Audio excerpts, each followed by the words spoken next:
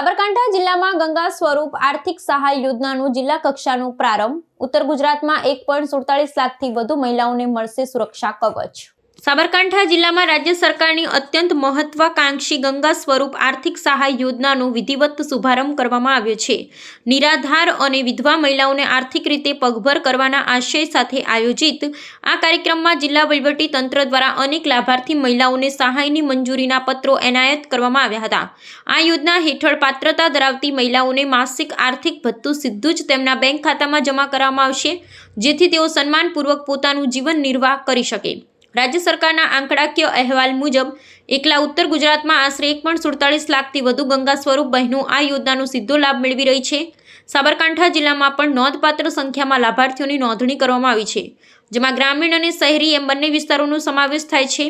આ યોજના માત્ર નાણાકીય સહાય પૂરતી મર્યાદિત નથી, પરંતુ તે નિરાધાર મહિલાઓને સામાજિક સુરક્ષા અને આત્મનિર્ભરતાનો અહેસાસ કરવા માટેનું એક મજબૂત માધ્યમ સાબિત થઈ રહી છે. યોજનાના શુભારંભ પ્રસંગે પદાધિકારીઓએ જણાવ્યું હતું કે સરકારે આ સહાય માટેની આવક મર્યાદામાં પણ નોંધપાત્ર વધારો કર્યો છે, જેના કારણે વધુમાં વધુ જરૂરિયાતમંદ મહિલાઓ આ યોજનાના કાર્યક્ષેત્રમાં આવી શકી છે. વહીવટી તંત્ર દ્વારા ગામે ગામ કેમ્પ યોજી અને બાકી રહી ગયેલા પાત્રતા ધરાવતા લાભાર્થીઓની ઓળખ કરી તેમને યોજના સાથે સાંકળવાની પ્રક્રિયા તેજ બનાવવામાં આવી છે.